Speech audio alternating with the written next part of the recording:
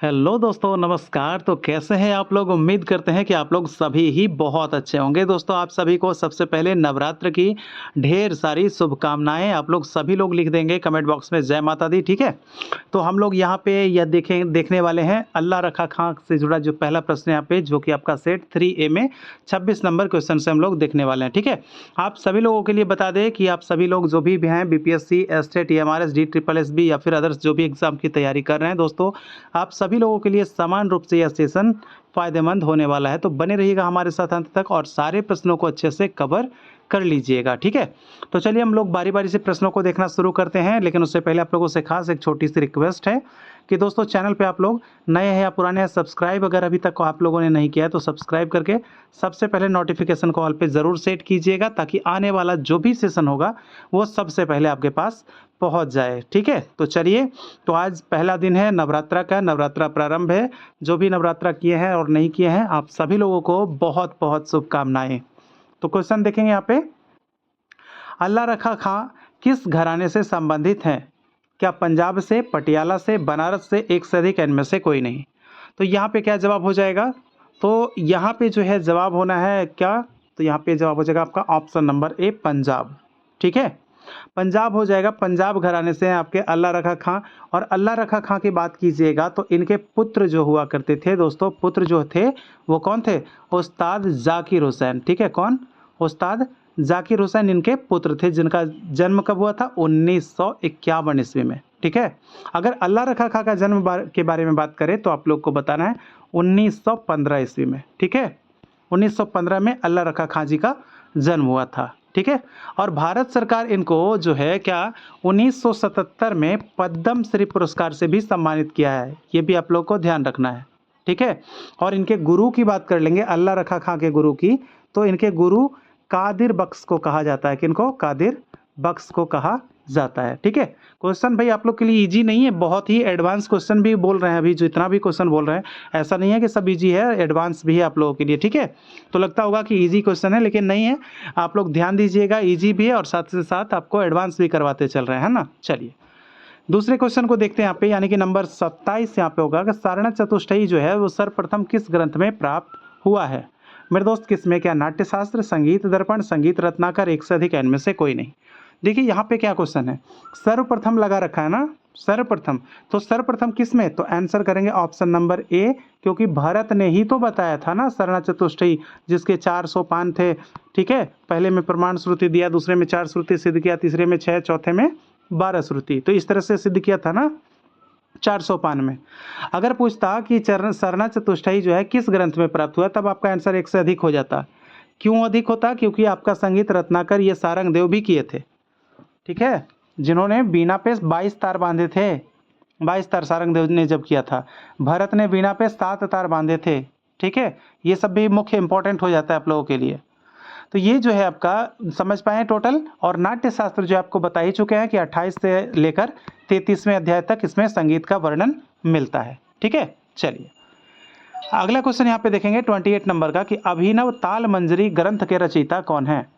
अभिनव ताल मंजरी, क्या अप्पा तुलसी काशीनाथ, आचार्य बृहस्पति, जय नारायण, एक से अधिक, इनमें से कोई नहीं? क्या यहाँ पे आंसर होगा?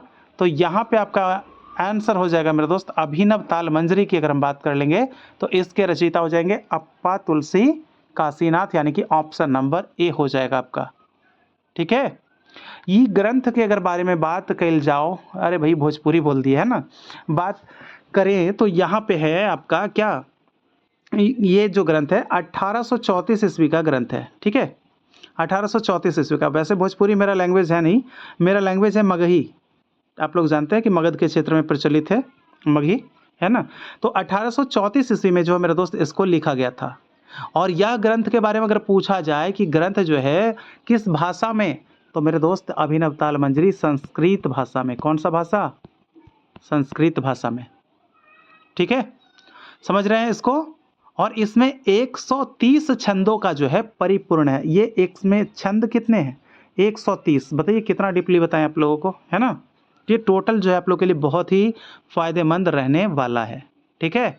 और इसका जो है बात करें, ये तो संस्कृत में है, ठीक है? लेकिन अगर इसका बात करेगा कि संस्कृत से हिंदी में अनुवाद किसने किया, है ना? पूछेगा किसने किया ये ग्रंथ का संस्कृत से हिंदी में अनुवाद, तो आपका हो जाएगा क्या आंसर, पुरु, क्या होगा, पुरु दधीची, दधीची, ठीक है, दधीची, पुरु दधीची, ठीक है।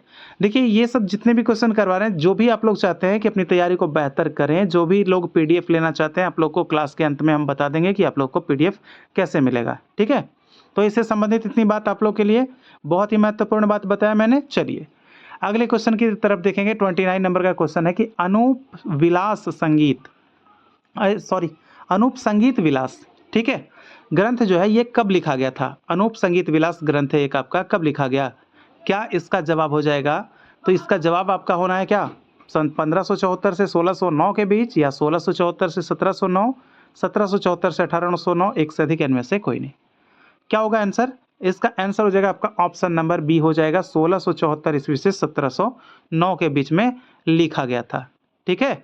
और ये इसमें जो चीज़ें हैं ना, ये सारंगदेव के संगीत रत्नाकर वाली चीज़ों को यहाँ पे मिलाकर लिखा गया था, इसमें ऐड किया गया था ये जो चीज़ें हैं, ठीक है, ध्यान रखिएगा। जैसे उन्होंने नाद की उत्पत्ति बताई थी, 22 श्रुतियाँ बताई थी, इसमें भी आपका सेम वही व्याख्या मिलता है, ठीक है। कोई है जो इसका रचनाकार का नाम बता सकते हैं, अगर बता सकते हैं तो कमेंट कीजिए फटाफट कि कौन सा इस ग्रंथ के रचनाकार कौन है, ठीक है। चलिए अगला क्वेश्चन यहाँ पे नंबर 30, यहाँ पे क्वेश्चन है कि दीपचंदी ताल का एक अन्य नाम क्या है, क्या चार ताल, सुल्फाग ताल, चाचर ताल, एक से अधिक इनमें से कोई नहीं। तो यहाँ पे क्या आंसर हो जाएगा, यहाँ पे आंसर हो जाएगा आपका ऑप्शन नंबर सी, चाचर ताल। दीपचंदी को क्या कहते हैं, चाचर ताल भी कहते हैं। और ये किसकी ताल है, ये आपका ठुमरी की ताल है, किसकी, ठुमरी की ताल है। और ठुमरी को किसके अंतर्गत रखा गया है, तो अर्धशास्त्रीय, भाई कौन सा, अर्धशास्त्रीय संगीत के अंतर्गत रखा गया है। भाई आप लोग को सेशन पसंद आता है तो प्लीज़ शेयर भी कर दिया कीजिएगा, लाइक भी कर दिया कीजिएगा, ताकि हमारा भी मोटिवेशन बढ़ा हुआ रहे, है ना। अर्थशास्त्री के अंतर्गत आता है। और ये ताल आपका जो है दीपचंदी, ये कितने मात्रा का है, 14 मात्रा का ताल है ना। चलिए आगे देख लेते हैं क्वेश्चन। क्वेश्चन हमारा है 31 नंबर का कि पेशकारा बजाया जाता है, पेशकारा किस पे, क्या तबले पर, सारंगी पर, सितार पर, एक से अधिक इनमें से कोई नहीं। देखिए क्वेश्चन तो आपको बहुत इजी लग रहा होगा कि भाई बहुत इजी क्वेश्चन करवा रहे हैं, लेकिन इसके साथ जो मौखिक जो व्याख्या कर रहे हैं वो बड़ा ही तगड़ा और बड़ा ही इंपॉर्टेंट है कि नहीं। आप लोग कमेंट करके बताइएगा खुद ही, है ना। तो यहाँ पे पेशकारा आपका ऑप्शन नंबर ए हो जाएगा, तबले पे बजाया जाता है, ठीक है। तबला वादन में पेशकारा वादन जो होता है उसकी मौलिक विशेषता होती है, मौलिक विशेषता होती है किसकी, तबला वादन में जो पेशकारा बजाया जाता है, ठीक है। और ऐसे अगर बात कर लेंगे इसमें ना, तो पेशकारे के जो लक्षण हैं वो बहुत कुछ जो है कायदे से मिलते जुलते हैं, कायदे से मिलता जुलता है। कायदा जैसे कि आपका कायदा, रेला पलटा, ये सब तो भी तो बचता है ना। तो पेशकारा का बहुत लक्षण जो है कायदा से मिलता है ना। ये भी आप लोग को ध्यान रखना है। चलिए अब बढ़ते हैं आगे क्वेश्चन के लिए, जो हमारा 32 नंबर का क्वेश्चन यहाँ पे पूछा जा रहा है, रुद्र ताल में कितनी मात्राएं होती है। तो रुद्र ताल की अगर बात कर लेंगे तो क्या 11 मात्रा होगा, या 12 मात्रा, या 28, एक से अधिक इनमें से कोई नहीं। क्या आंसर करेंगे नंबर 32, तो यहाँ पे आंसर हो जाएगा आपका ऑप्शन नंबर ए, 11 मात्रा। इसी के बारे में पूछा जाता है क्वेश्चन कि समान मात्रा और समान विभाग वाला, ठीक है, समान विभाग वाला ताल कौन सा है, ठीक है। तो यही आपका ताल का नाम आता है रुद्र ताल, जिसमें कि आपके 11 मात्रा और 11 विभाग होते हैं, ठीक है। इसके बारे में ज़्यादा पूछा जाता है, वह और भी ऐसे ताल हैं, ठीक है। चलिए आगे देख लेते हैं क्वेश्चन। हम यहाँ पे नंबर 33 हो जाएगा। क्वेश्चन पूछा जा रहा है कि नारायण मोरेश्वर खरे के अनुसार रागांग वर्गीकरण में रागांगों की संख्या कितनी बताई गई, कितनी, क्या 20, 30, 15, एक से अधिक इनमें से कोई नहीं। क्या यहाँ पे जवाब हो जाएगा, तो यहाँ पे आपका जवाब हो जाएगा ऑप्शन नंबर बी वाला, यानी कि 30 रागांग, ठीक है। रागांग नारायण मोरेश्वर खरे और थाट राग वर्गीकरण भातखंडे, ठीक है। ये चीज़ें आप लोग को ध्यान रखनी चाहिए, ठीक है। ये चीज़ें जो है क्लियर होनी चाहिए। अगर आपसे पूछ दे कि एक आपके थे कौन, ओमकारनाथ ठाकुर, कौन, ओमकारनाथ ठाकुर, ठीक है। इन्होंने भी रागांग जो है किया था स्वीकार, लेकिन इन्होंने माना कितना ज़्यादा, इसी का पूछा जाता है, नारायण मोरेश्वर खरे जी का। लेकिन ओमकारनाथ वाला अगर पूछा जाए तो आपको बताना है 15 रागांग इन्होंने माना था, कितना, 15 रागांग, ठीक है। क्लियर हो गया? चलिए देखिए आगे अब यहाँ पे बढ़ेंगे तो क्वेश्चन हमारा हो जाएगा 34 नंबर का। हिंदुस्तानी संगीत पद्धति के, ठीक है, हिंदुस्तानी पद्धति के शुद्ध निषाद को कर्नाटक संगीत में क्या कहा जाता है? क्या कौशिक निषाद कहेंगे, काकली निषाद कहेंगे, चतुश्रुति धा कहेंगे, एक से अधिक या इनमें से कोई नहीं? क्या हो जाएगा? हम करवाए थे ना आप सभी को, एक साथ हम करवाए थे कि कौन से स्वर को क्या कहा जाता है। अगर आप लोग सारे सेशन देखते हैं, अच्छे से अमल करते हैं उस पर, तो बहुत कुछ आप लोग का क्लियर हो गया होगा। वैसे बहुत लोग ये बात जानते होंगे, ठीक है। तो आंसर क्या हो जाएगा? आंसर हो जाएगा आपका ऑप्शन नंबर बी वाला, काकली निषाद, ठीक है। काकली निषाद कहते हैं, ठीक है, ध्यान रखना है इस चीज को, कर्नाटक में। चलिए आगे देख लेते हैं। अब इसके अलावा यहाँ पे अगर बात कर लेंगे, कर्नाटक संगीत में कौशिक नी एक होता है, कौशिक नी, ठीक है, जिसको कि कोमल नी हो जो होता है आपका, उसको कहते हैं कौशिक नी, उसको कहते हैं कौशिक नी, कोमल, लेकिन शुद्ध है तो काकली नी कहा जाएगा, ठीक है। चलिए कौशिक नी कहेंगे, या एक और नाम इसको कहते हैं सट श्रुति धा। क्या कहते हैं? सट श्रुति धा कहते हैं कोमल नी को, ठीक है। शुद्ध नी आपको पता हो गया। चलिए आगे देखते हैं क्वेश्चन नंबर 35 यहाँ पे कि वलित गमक को वर्तमान समय में किस नाम से जाना जाता है? क्या कहते हैं भाई? खटका कहते हैं, मीड कहते हैं, मुर्की, एक से अधिक इनमें से कोई नहीं। क्या यहाँ पे जवाब हो जाएगा? नंबर 35 यहाँ पे जवाब हो जाएगा आपका ऑप्शन नंबर सी, इसको कहा जाता है मुर्की। वलित गमक को मुर्की, मीड जिसको कि कहते हैं, मीड को क्या कहेंगे? क्या कहेंगे इसको? देखिए अभी जस्ट माइंड से निकल गया भाई, इसको क्या कहते हैं? मींड को पाश्चात्य संगीत में तो सलर कहते हैं, ठीक है, इसको सलर कहते हैं, लेकिन मींड, हाँ, प्लावित गमक को कहते हैं। किसको? प्लावित गमक को मींड कहते हैं आजकल, ठीक है। और खटका के बारे में आप लोग को फटाफट कमेंट करके बताना है कि खटका किसको कहते हैं, किस गमक का आधुनिक नाम खटका है, ठीक है। चलिए गमक वैसे बात कर लेंगे तो 15 प्रकार की गमक बताए हैं संगीत रत्नाकर में। और इसमें भी आपका एक क्वेश्चन और बनता है कि कंप के आधार पे कितने गमक बताए हैं सारंगदेव? तो कंप के आधार पे, कंपन के आधार पे जो है उन्होंने 6 गमक को स्वीकृति दी है, 6 गमक को माना है, ठीक है। चलिए आगे देखते हैं। यहाँ पे 36 नंबर क्वेश्चन है कि सामवेद में मुख्य गायक को क्या कहते हैं? क्या उद्गाता कहते हैं मेरे भाई, प्रस्तोता कहते हैं, कलावंत कहते हैं, एक से अधिक इनमें से कोई नहीं? क्या यहाँ पे जवाब हो जाएगा आपका? तो नंबर 36 ऑप्शन नंबर ए आपका जवाब हो जाएगा। सामगान में, यह सामगान कह लें या सामवेद में, मुख्य गायक जो होते हैं उसको उद्गाता कहते हैं। और ये गान कितने स्वरों का होता है? तो 3 स्वरों का गान होता है, ठीक है, 3 स्वरों का गान होता है। इसमें कौन कौन सा गान होता है जरा आप लोग कमेंट करके बताइएगा। 3 स्वरों का गान होता था ना, वो कौन कौन से स्वरों का गान होता है, ठीक है। देखिए प्रस्तोता ये प्रस्ताव गाता है, आप लोग को बता चुके थे। यहाँ पे कलावंत जो आप देख रहे हैं, ये प्राचीन काल में ध्रुपद गायकों को कहा जाता था। ध्रुपद गायक जो होते थे प्राचीन काल में, उसको कलावंत कहते थे। लेकिन अगर यहाँ पे एक चीज़ और देखिए, आप लोगों के सामने बता दें कि गायक अगर पूछेगा तो सामवेद में कितने गायक, तो फिर आपको बताना है 3 गायक, ठीक है, उद्गाता, प्रस्तोता और प्रतिहर्ता, जो कि तीनों को क्या कहा जाता था? ऋत्विज की संज्ञा दी गई थी, तीनों थे ऋत्विज। लेकिन अगर मुख्य इसमें से निकल कर आता है तो ऋत्विज में भी कौन कौन हो जाते हैं? उद्गाता, प्रस्तोता, प्रतिहर्ता हो जाते हैं। लेकिन इसमें भी आपका मुख्य कौन? तो मुख्य आपका उद्गाता, ठीक है। सामगान कितने स्वरों से? उदात, अनुदात और स्वरित, यही थे ना जो आप लोगों से 3 कमेंट करने के लिए कहे थे, ठीक है। चलिए भाई निकल ही जाता है, मैंने सोचा नहीं बताऊं, आप लोगों से ही कमेंट करवाऊं, लेकिन कभी कभार ऐसा होता है कि निकल ही जाता है ना। चलिए आगे देखते हैं। क्वेश्चन 37 नंबर का क्वेश्चन है कि भारत की प्रथम शहनाई वादिका, अच्छा वादिका लग गया ना, महिला का बोध हो गया है। चलिए कौन है? क्या भाग्यश्री कमर है, अबान मिस्त्री, अलाई जिलाईबाई, एक से अधिक इनमें से कोई नहीं? अगर आपसे पूछ ले कि भारत की प्रथम महिला शहनाई वादक कौन है, तो भी यही आंसर होगा। क्या होगा यहाँ पे answer? Number 37 option number A आपको बताए थे कि बागेश्वरी कमर जी हो जाएंगे, ठीक है, महिला। और बागेश्वरी कमर ने उस्ताद बिस्मिल्ला खां से ही शहनाई सीखी है, ये भी बड़ी बात है, ठीक है। यानी इनके गुरु कौन? बिस्मिल्ला खां, ठीक है, बिस्मिल्ला खां जो कि जिनको कि भारत रत्न प्राप्त है 2001 ईस्वी में। इनका जन्म हुआ था बिहार के डुमरांव में, ठीक है। आज फिर से क्वेश्चन पूछते हैं, इनका जन्म कब हुआ था? आप लोग कमेंट करके बताइएगा कि बिस्मिल्ला खां साहब का जन्म कब हुआ था। और अगर हम बात कर लेंगे इनकी, अगर बागेश्वरी कमर की हम बात ही कर रहे हैं तो यहाँ पे देखेंगे उन्हें 1983 में चंडीगढ़ में शहनाई क्वीन का ताज भी मिला था। ठीक है, किनको? बागेश्वरी कमर में शहनाई क्वीन के नाम से जानी जाने वाली जो लेडी हैं वो कौन है? बागेश्वरी कमर है। कब, कहाँ पे? तो ये आपका चंडीगढ़ में जो एक कंपटीशन हुआ था, यानी उसको कह सकते हैं प्रोग्राम हुआ था। ठीक है, कब? तो 1983 ईस्वी में। तो उसी समय इनको यह उपाधि मिला था। जैसे कैसे मिला था फैयाज खां को मैसूर दरबार में आफ्ताब मौसीकी की, है ना, उसी तरह से। चलिए आगे देख लेते हैं। अबान मिस्त्री के बारे में बात कर लीजिएगा तो ये प्रथम महिला तबला वादक है। ठीक है, तबला वादक। विस्तृत चर्च नहीं करेंगे, सेशन बहुत ज़्यादा लंबा हो जाएगा, फिर आप लोग पे बहुत लोड हो जाएगा, है ना। चलिए 38 नंबर क्वेश्चन यहाँ पे कि पंडित ओमकार नाथ ठाकुर किनके शिष्य थे?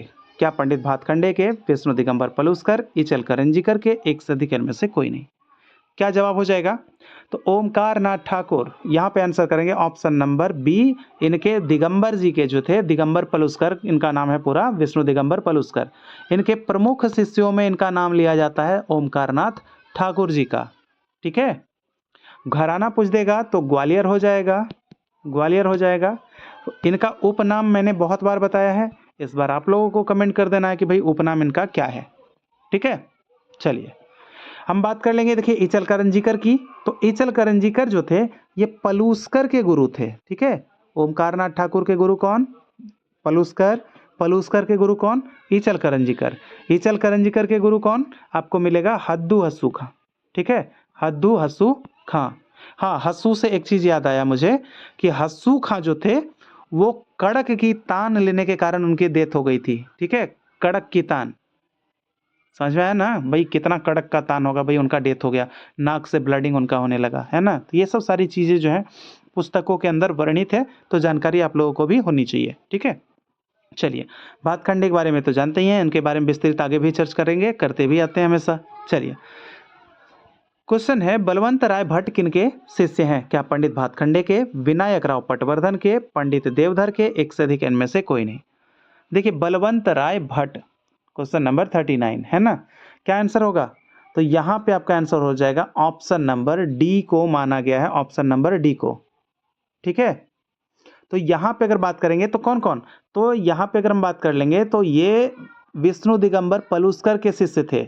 ठीक है, यानी यहाँ पे है क्या? नहीं है, तो कोई बात नहीं। यहाँ पे डी ऑप्शन यानी कि विनायक राव पटवर्धन से भी कहा जाता है कुछ सीखे थे, और बी आर देवधर से भी कुछ सीखे थे, और पलुस्कर से भी सीखे थे। यानी ये बहुत बड़े जो थे कलाकार थे बलवंत राय भट्ट। ठीक है, बलवंत राय भट्ट जी। और बलवंत राय भट्ट से एक इनका उपनाम है, एक इनका उपनाम है। अभी मत जस्ट मैं 2-3 सेशन पहले शायद मैं करवाया हूँ, मुझे याद है कि बलवंत राय भट्ट को किस उपनाम से जानते थे। ये चीज़ आप लोग फटाफट टाइप कर दीजिएगा कमेंट बॉक्स में, क्योंकि छोटी छोटी बातों पर थोड़ी सी सवाल भी ज़रूरी हो जाती है ना, ताकि आप लोग का आप पढ़ें तो एक तरह से हम सवाल पूछकर आप लोग का रिवीजन भी करवाते चले, टेस्ट भी समझिए एक तरह से आप लोग का लेते चल रहे हैं ना।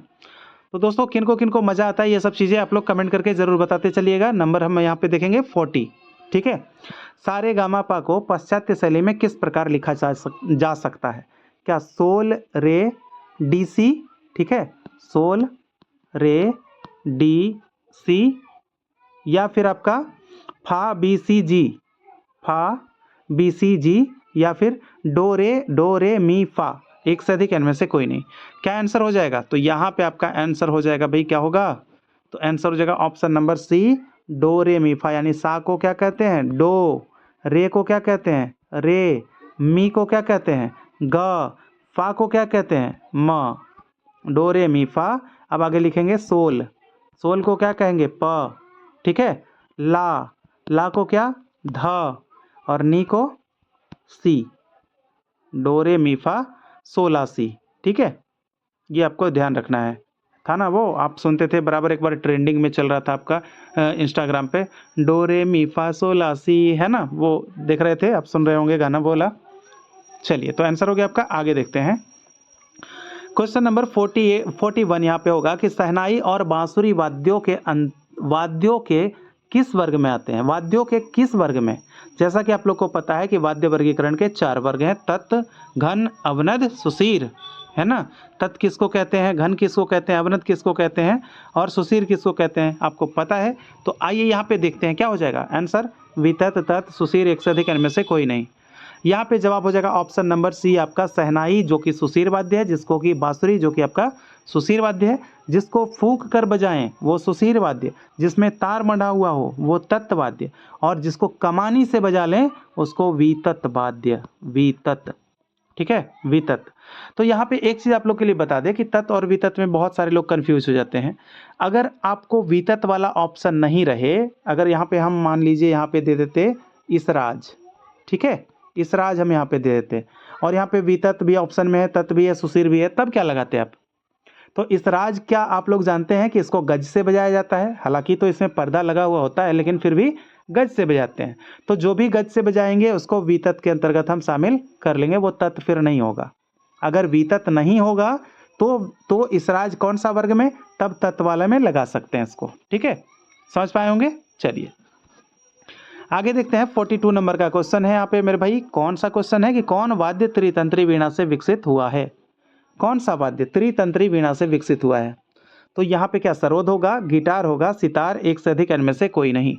क्या आंसर करेंगे यहाँ पे, तो नंबर 42 यहाँ पे आंसर करेंगे ऑप्शन नंबर सी को, क्योंकि सितार का जो है उत्पत्ति जो हुआ है आपके त्रितंत्री वीणा से ही माना जाता है। सितार प्राचीन में उधर नाम आपका क्या सहतार वगैरह इसका नाम था, फिर जो है इसको मॉडिफाई करते हुए नामों को बदलते हुए एक बढ़िया नाम चुन लिया गया जिसको सितार दे दिया गया।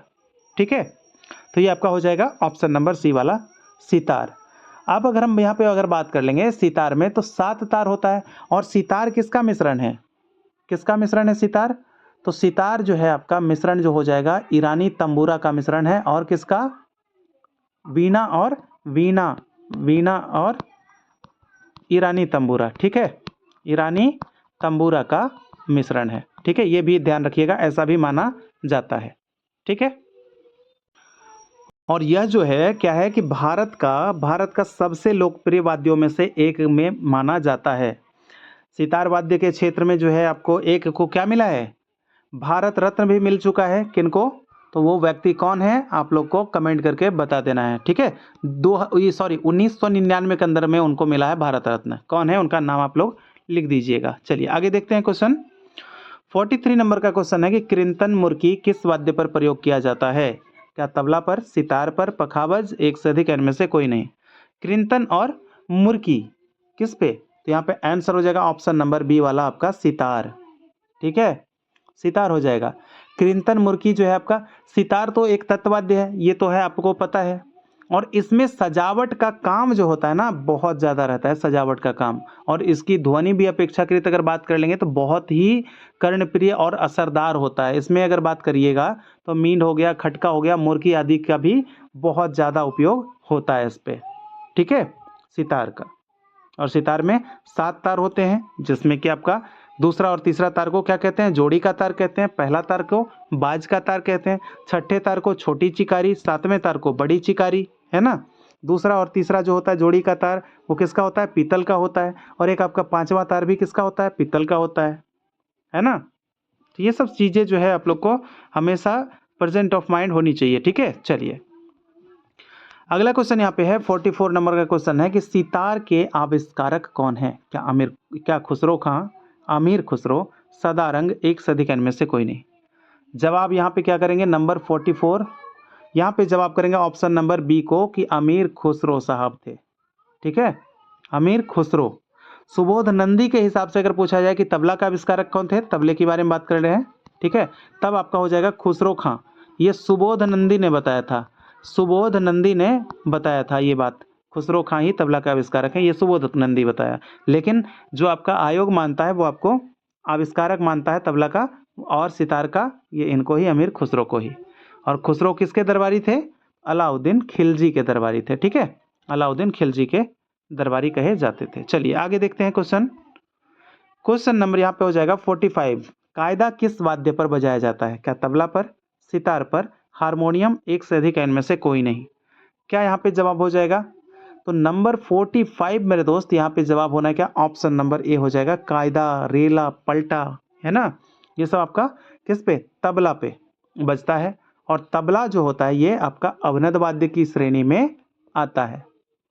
प्रारंभिक जो विद्यार्थी होते हैं ना, सीखने वाले प्रारंभिक विद्यार्थी, उसको कायदा से ही तबला वादन की शिक्षा दी जाती है कि चलो कायदा पहले बजाओ, है ना। और कायदा जो है ये किस घराने की विशेषता रही है, तो ध्यान रखना है, दिल्ली घराने की विशेषता रही है ना। कायदा बजाने से जो है क्या होता है कि हाथ कायदे से हो जाता है, यानी कि आप मतलब जैसे बजाएंगे ना कायदा, तो आपको हाथ फिर कैसे चलाना है, नहीं चलाना है, ये सब सारी चीज़ें उसको आ जाती है। ठीक है, चलिए आगे देखते हैं। क्वेश्चन हमारा यहाँ पे 46 नंबर का है कि पंडित निखिल बनर्जी किससे संबंध रखते हैं। निखिल बनर्जी क्या तबला वादन से, सितार वादन से, मैहर घराना से, एक से अधिक इनमें से कोई नहीं। क्या आंसर करेंगे यहाँ पे आंसर कर लेंगे ऑप्शन नंबर डी वाला, उपयुक्त में से एक से अधिक, क्योंकि पंडित निखिल बनर्जी साहब जो हैं ये सितार वादन से भी संबंध रखते हैं और मैहर घराने से भी संबंध रखते हैं। निखिल बनर्जी, इनके गुरु कौन, तो वही इनके गुरु हैं जो कि पंडित रविशंकर के भी गुरु हैं। कौन, अलाउद्दीन खां साहब। ठीक है, अलाउद्दीन खां। घराना कहाँ, मैहर।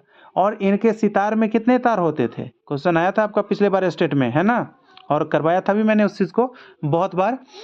आपका एग्जाम हुआ तभी पता चला कि भाई कि इसमें 8 तार वाला बजाते हैं, क्योंकि पहले जो है ये पता नहीं कहाँ से उठाया गया था, लेकिन अब तो हर जगह देखने को मिल जाता है 8 तार, क्योंकि नए नए जो भी बुक आए हैं उसमें आपको देखने को मिल जाता है, लेकिन पता नहीं स्टेट में कहाँ से ये उठाया गया था 8 तार, है ना। चलिए, तो यहाँ पे हो गया आपका क्लियर 8 तार वाला। चलिए अगला क्वेश्चन 47 नंबर का क्वेश्चन है कि वीरू मिश्र किस संबंध रखते हैं, नहीं भाई किससे संबंध रखते हैं। ठीक है, वीरू मिश्र जो है क्या गायन से संबंध रखेंगे, वादन से, नृत्य से, एक से अधिक इनमें से कोई नहीं। क्या होगा यहाँ पे जवाब, तो यहाँ पे आपका जवाब हो जाएगा मेरे भाई वीरू मिश्र जो है ये आपके वादन से संबंध रखते हैं। अब वादन में भी कौन सा वादन, क्योंकि बहुत सारे वाद्य बजाए जाते हैं, तो तबला वादन। ठीक है, क्या आपका तबला वादन से संबंध रखते हैं। और ये जो इनकी संगति जो होती थी, गायन वादन नृत्य की संगति जो है ये करने में बहुत ही ज़्यादा माहिर व्यक्ति थे, इसीलिए इनका नाम आता है। ठीक है, ये सब तो आपको क्लियर हो गया। चलिए अब देख लेते हैं, यहाँ पे बात कर लेंगे यहाँ पे अगर आपका कि तबले के भागों के बारे में, तो तबले के कितने भाग, तबले के 2 भाग में बांटा गया है, एक आपका दाहिना और दूसरा आपका बायां। ठीक है, तो दाहिना आपका वही तबला, लेकिन बायां को भाई डग्गा के नाम से जानते हैं। क्या कहते हैं, डग्गा, क्या है ना, बायां को डग्गा। ठीक है, चलिए आगे क्वेश्चन आ रहा है कुछ और, यहाँ पे देखते हैं 48 नंबर का क्वेश्चन। तबले की पूड़ी में चमड़े की कितनी परतें होती हैं, कितनी, क्या 2 परत, 3 परत, 4, एक से अधिक इनमें से कोई नहीं। तो चमड़े की जो पूड़ी होती है उसके चमड़े की जो परत के बारे में बात किया जाता है मेरे भाई, ये बड़ा ही कंफ्यूजन वाला है, लेकिन हम यहाँ पे जो है बराबर आप लोग को बताएंगे कि 2 होता है यहाँ पे। ठीक है, 2 परतें होती है, कहीं पे आप लोगों को 3 भी देखने को मिल जाएगा। ठीक है, देखिए ये जो है आपका ये तबला जो है आपका, इसमें वर्णों की अगर हम बात कर लेंगे तो इसमें 10 वर्ण हो जाते हैं। कितने, 10 वर्ण हो जाते हैं, और इसमें 2 आपका मढ़ा हुआ होता है। और लव, एक क्वेश्चन पूछता है कि लव और ये आपका चाटी और स्याही। ठीक है, लव नहीं, चाटी, चाटी और स्याही, स्याही के बीच का जो भाग है ना, वो स्थान, उसको क्या कहते हैं, क्वेश्चन ऐसा भी आता है, तो उसको कहते हैं लव या मैदान कहते हैं। उसको क्या कहते हैं, लब या मैदान। जैसे ये आपका तबला हो गया, ये आपका साइड चाटी, ठीक है, और यहाँ पे आपका हो जाता है स्याही। तो ये चाटी आपका हो गया ये वाला भाग, और ये वाला गोल वाला जो भाग है बीच में स्याही, और इसके बीच का जो ये वाला भाग है जहाँ पे हम एरो रोक रहे हैं, ये भाग को लब या मैदान कहते हैं। ठीक है, चलिए अगले क्वेश्चन की तरफ यहाँ पे देखेंगे। 49 नंबर का क्वेश्चन है कि बाएं तबले में कुल कितने वर्ण होता है। भैया तबले में हम तो बता चुके हैं अभी कि कुल कितने वर्ण, 10 वर्ण होते हैं, है ना। तो बाएं तबले में कितने वर्ण होता है ये पूछ रहा है। 10 होगा नहीं, क्योंकि ये तो कुल दायां बायां मिला के होता है। क्या 2 होगा या फिर 6 होगा, एक से अधिक इनमें से कोई नहीं। क्या यहाँ पे जवाब होना है, बायां तबला है ना, बायां यानी कि डग्गा वाला, तो भैया यहाँ पे option number B correct answer हो जाएगा आपका। 2 होता है इसमें। ठीक है, 2 वर्ण होते हैं तबले के बाएं में, और दाएं में कितना, देखिए आपको बताते हैं यहाँ पे, बाएं और दाएं। ठीक है, और एक होता है आपका संयुक्त, यानी दोनों पर संयुक्त रूप से। तो बायां में अगर बात कीजिएगा तो बायां में 2, दाएं में कितना, 6, कितना हुआ, 6 2 8। अब संयुक्त रूप से जो बचा है ये आपका 2। ठीक है, अब जोड़ लीजिए 6 2 8 और 2 10। हो गया ना पूरे। तो यही बोला जाता है तबले में कितने वर्ण, 10 वर्ण। ठीक है, तो आप लोग के लिए हम बता दें कि जो भी नए लोग जुड़े थे, आप लोग के लिए बोल रहे थे कि पीडीएफ कैसे मिलेगा। जो भी चाहते हैं लोग पीडीएफ लेना, तो भाई आप लोग को बता दें कि पीडीएफ के लिए आप लोगों को 199 का पेमेंट करना पड़ जाएगा मेरे भाई। 199 का पेमेंट करना पड़ेगा। इसके लिए आप लोग को करना कैसे है, तो व्हाट्सएप नंबर दे रहा हूँ, उस पर संपर्क कीजिएगा। व्हाट्सएप नंबर है 9122366282। ठीक है, ये व्हाट्सएप नंबर है, आप लोग व्हाट्सएप कीजिएगा प्लीज़। जो भी आप लोगों की बातें हों आप लोग व्हाट्सएप कीजिएगा, और वहाँ पे जिनको भी पीडीएफ चाहिए लिख दीजिएगा व्हाट्सएप पे कि पीडीएफ चाहिए। ठीक है, उसके बाद फिर आप लोगों को स्कैनर प्रोवाइड करवा दिया जाएगा, और स्कैनर के माध्यम से 199 पेमेंट करके आप लोग को जो भी प्रीवियस बीपीएससी का प्रीवियस क्वेश्चन है उसका भी पीडीएफ, स्टेट का जो प्रीवियस क्वेश्चन है उसका भी पीडीएफ, और साथ ही साथ जो भी प्रीवियस सेशन भी हुआ है उसका भी पीडीएफ आप लोग को मिल जाएगा। और आने वाले जो भी आपका होगा एग्ज़ाम्स, यानी कि अगर बात कर लें आपका एस्टेट हो बीपीएससी हो, आप लोग को लास्ट दिसंबर तक जो है आप लोग को पीडीएफ हम दे देंगे। ठीक है, क्लियर। तो ये आपका पहले इसका भी हो जाएगा, और इस ये जो है साल के अंत तक आप लोग का पीडीएफ जो है बस 199 में ही मिलता रहेगा। तो समझ गए। चलिए, तो देख लिया यहाँ पे, अगले क्वेश्चन की तरफ बढ़ते हैं। क्वेश्चन हमारा यहाँ पे नंबर 50, सितार में किस नंबर का तार चिकारी का तार होता है। भैया चिकारी क्या, छठा तार, दूसरा तार, पांचवा तार, एक से अधिक या इनमें से कोई नहीं। क्या हो जाएगा यहाँ पे, तो नंबर 50 यहाँ पे भाई आपका आंसर क्या हो जाएगा, तो आंसर करेंगे यहाँ पे ऑप्शन नंबर ए, चिकारी का छठा तार भी होता है। बताए थे ना कि छोटी चिकारी, यहाँ पे है क्या सातवीं, नहीं है। अगर सातवीं रहता तो एक से अधिक हो जाता। ठीक है, छठी वाली छोटी चिकारी, सातवीं वाली बड़ी चिकारी। तो चिकारी का तार किसको, छठा को, दूसरा और तीसरा बताए थे आपको जोड़ी का तार, और पांचवा को कहते हैं, क्या कहते हैं, पांचवा को कहते हैं पपैया का तार कहते हैं, है ना। तो कैसा लगा आज का सेशन, आप लोग कमेंट करके जरूर बताइएगा मुझे।